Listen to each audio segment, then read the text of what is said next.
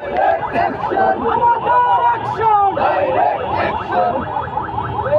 মুহূর্তে দরকার,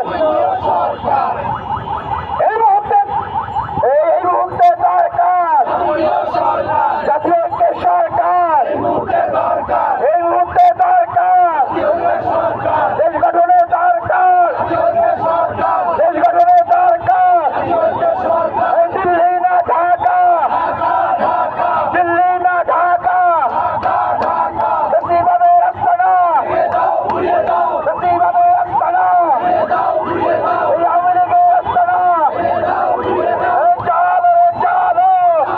চালো আগুন জ্বালো, ফ্যাসিবাদের গতিতে, এই ফ্যাসিবাদের গতিতে, এই আগুন জ্বালো একসাথে, ফ্যাসিবাদের আস্তানা।